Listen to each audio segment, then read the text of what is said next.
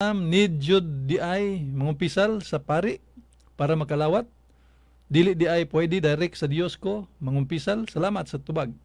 Gikan ni Chirel Moana Marie. Kay numdum akos nga ni mo sister, no? Sa kanta ni Victor Wood. Moana, Chirel Moana Marie. Okay, salamat kayo. Bueno, depende, no? Depende kay kung wa ta makahimo og sala nga gitawag og mortal sin, then we can receive the Holy Eucharist. Di man kinahanglan, no? Di man kinahanglan nga diha-diha mo kumpisal gyud ta kung wa ta maka bantay nga nakakuanta, nakasala ta og mortal. Pero kung nakahinumdum ta nga nakasala ta og mortal, klarahon na to ha. Kung kita nakahinumdum nga nakasala ta og mortal, then it is proper for us to go to the priest for confession. Umpisal ta una. Kay nga naman tungod kay kabubuton gyud sa simbahan, kabubuton sa Ginoo pinagi sa simbahan, no? Nga dili ta mo direct muntag ni shortcut gud ani. Gingon gud sa to ang simbahan pinagi sa atong Catechism of the Catholic Church number 1415. Number 1415, no? 1415. Gingon, anyone who desires to receive Christ in Eucharistic communion must be in the state of grace. Anyone aware of having sinned mortally must not receive communion without having received absolution in the sacrament of penance. Okay? So, klaro na, no? Nga kung aware ta, nga aduna ta sala nga gitawag og mortal sin, kinahanglan nga dili ta, no? Dili ta modawat sa Holy Communion, not to receive Holy Communion without having received absolution. So, adto sa tauna, niadtong pare alang sa atong pagkumpisal, sister. Kaya nga naman, atong balikon, kinahanglan ibalik nato ang estado sa ang estado sa to ang kagalingon diha sa grasya, no? Kay ang usa ka tawo makahimo gani og usa lang kasala nga gitawag og mortal sin, wala na siya sa estado sa grasya. Patay siya diha sa iyang relasyon ngadto sa Ginoo. Putol siya, no? Og giklaro kana ang estaduha ni Isaias kapitulo 59 bersikulo 2 nga layo ako kaninyo gumikan sa inyong sala. Pasabot mga kaigsunan nga kining ni ang nakasala tag mortal sin, amo nagitawag na sa atong simbahan mga kaigsunan, if we commit na mortal sin, that is enough ground for us to be thrown into the lake of fire. Kung mamatay ta nya wala ta maka hinulsol, wala ta makabasol mga kaigsunan, naghambin ta nya nang gitawag og mortal sin, bisag usa lang ka mortal sin nga wa nimo nahilsuli, wa nimo nabasuli mga kaigsunan, then liable ta ana, no, sa kining gitawag nato og eternal damnation.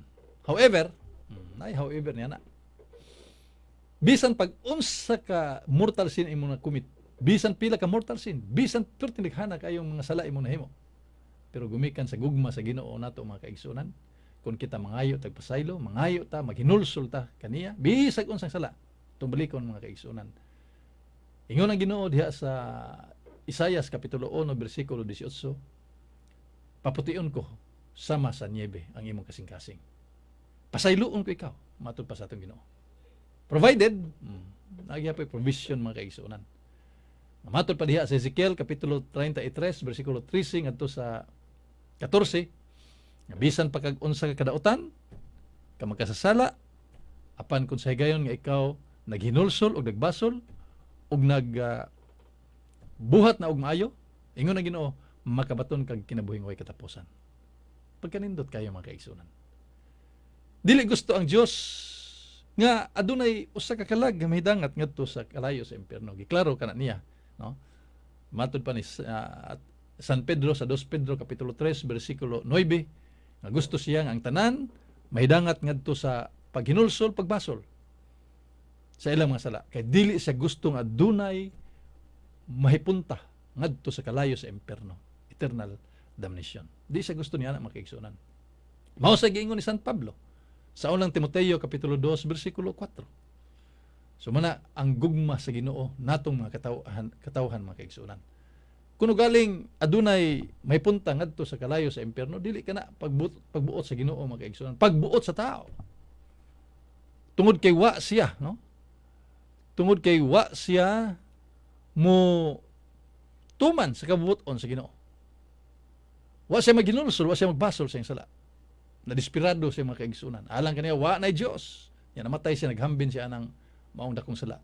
Amo na nga giklaro kana sa balaang kasulatan, no? Sa 2 sa Tesalonica kapitulo 1 bersikulo 9 adto sa kini ang kasakit nga walay katapusan. Okay, so mao kanay mahitabo brother sister Cheryl, no? Moana Marie. So muna nga kanang paingon nimo nga dili dita pwede direct sa Dios mangumpisal. Pwede man, no? Pwede man, pero that is not the teachings of the church. Mamay kasagaran sa atong mga kaigsuonan ng mga dili katoliko. Direct to God. Pwede sila, maka-direct sa Ginoo. Pero timan anato na ang Ginoo mao pay nagpasaylo, kikitay magbuot sa paagi, nga kita pasayloon. So mura og marong timing taniana, no? Kinahanglan guna sister diha sa Job kapitulo 42 bersikulo 8, adunay tulo ka magkasala. Diretso nga to sa Ginoo, one way, no? Wa gyud magig pare, wa magig mga balaan, wa magig santos. Diretso. Ay nindot ning diretso kay di ta mauwaw, no? So lang ka tingali sa mong kwarto or bisag nag-CR ka, sa kag dako kayo, mingon ka nga Ginoo, pasaylo ako ha, kay nakapatay ko sa akong silingan, nalagot kay ko. Salamat kay Ginoo ha, kay mo kong ipasaylo. Nya, ipasaylo na ka ato. Di ta mag-joke niya na mga kaigsuonan, no? Kay wa gyud na gisulti diha sa balaang kasulatan. Mao na nga ang tulo ka magkasala nga diditso gibalibaran sa Ginoo. Di ko donggon ang inyohang pagampo hinuon adto kamo ni Job. Kaya ang pagampo ni Job alang kaninyo, mao ako kining donggon. Nya diha sa balaang kasulatan giklaro man na, no? Nasa Ecclesiastes kapitulo 5 bersikulo 6, ayaw itugot nga ang inyong mga pulong makaangin kaninyo sa pagpakasala. Apan kung ugaling kamo nakasaman, ikumpisal ka na sa pari sa Dios. Klaro kayo, no? Sa maayong balita, Biblia mga kaigsuonan. Ikumpisal ka na sa pari sa Dios. Ngano ato man sa pari mga kaigsuonan? Tungod kay aron magiyahan ka sa pari, tagaan ka og kanang kuano, kining tambag advice. Mao na nga adto sa pari sa Ginoo tungod kay sila gigamit sa Dios. Klaro kana diha sa Malakias kapitulo 2 bersikulo 7, kay pinaagi sa baba sa pari ang kamatuoran ug ang kabuton sa Dios maabot diha kaninyo. Pinaagi sa pari. Ug ang 12 ka mga apostoles mga kaigsunan mao ang unang pari sa atong Ginoong Hesukristo. Ug tan-awa ra ang giingon sa atong Ginoong Hesukristo.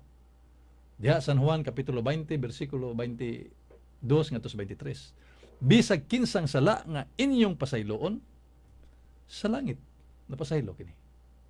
Apan kadtong sala nga dili inyo pasayloon dinhi sa yuta, dili usab kini pasayloon didto sa langit.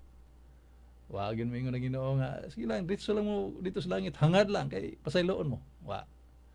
So may diferensya na sister, no? Pwede ta mo dito, no? Pero mao lagi ang problema og mabalibaran niya ta. Kay na may gitawag og to abide, no?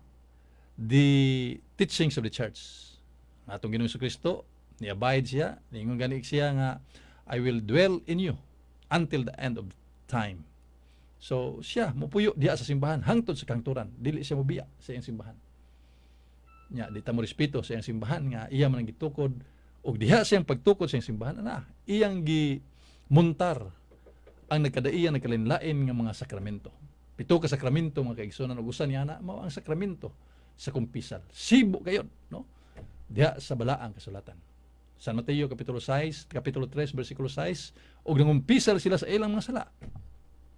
Buhat kapitulo 19 bersikulo 18, ug sila nangumpisal sa ilang mga sala. Di sila nangumpisal ngadto sa pari sa Dios. So mo nay pamaagi sa Ginoo. Dili kay kita pay nangayog pasaylo, kita pay magbuoton saon ta nga mapasaylo sa Ginoo. Tagaan nato og bili ang gisulti sa Ginoo, mga kaigsuonan. Okay, so pero kung dili Katoliko, dili na obligado, pero natong Katoliko sister, kinahanglan ta nga respetuhan nato ang gitukod sa atong Ginoong Hesukristo. Kay naara ba na diha sa San Lucas kapitulo 10 bersikulo 16 nga ang naminaw kaninyo sa simbahan, naminaw kanako. Ug ang naminaw kanako, naminaw usab sa samahan nga nagpada kanako. Apan kadtong wa naminaw sa simbahan, wa usab naminaw kanako. Ug labad ang wa naminaw sa samahan nga nagpada kanako. So that is the consequence if we are not going to listen the church, no? So we have to follow, we have to obey what the church teaches us. Okay, so salamat kayo Sister Moana Marie, Chirel Moana Marie. Salamat kayo, amping sister. Salamat Brad, God bless ninyong tanan. Gikan ni Sarte Concepcion, God bless sab kanimo brother, no? Brad Adam, nganong naatay novena nga mga Katoliko na abay novena sa Biblia na kayo. Pero dili litra por litra, no? Ana tay gibasihan yan, kay kanang novena gikan sa pulong nga 9. Unsa man ang 9, mga kaigsoon 9, no? 9 days kadtong mga apostoles. Sa dihang ang Ginoo ni saka na sa langit, 40 kadlaw human siya nabanhaw. Sukad gyud sa pag saka sa atong Ginoong Kristo. Siyam ka adlaw nagampo sila didto sa ibabaw nga lawak didto sa Jerusalem. Sud sa siyam ka adlaw. Pag ikanapulo ka adlaw, and that would be the Pentecost Sunday. Ika-50 ka adlaw gikan sa resurrect sa atong Ginoong Kristo. Ni abot, no? Ang gasa sa Espiritu Santo. So sa pag-abot sa gasa sa Espiritu Santo, 9 days sila, no? Nagngadji, nagampo or nag-novena. Nag-prayer. Mana nga ang Simbahang Katoliko adunay gibasihan ining novena, Brother Marlon Haiktin Paalisbo. God bless kayo, salamat kayo. Mayong gabi wala ko kahibaw kung unsa nang mga gitawag og mortal sin, unsa example niya na. Gikan analisa Marquez. Tulo man ni sister ka elements, no, nga ang sala mahimong mortal sin. Tulo ning iklaro, no, kay sakto man mga kaigsunan daghan kayong mga Katoliko nga wa gid masayod mahitungod nining mortal sin. Unsa gyud ang mortal sin?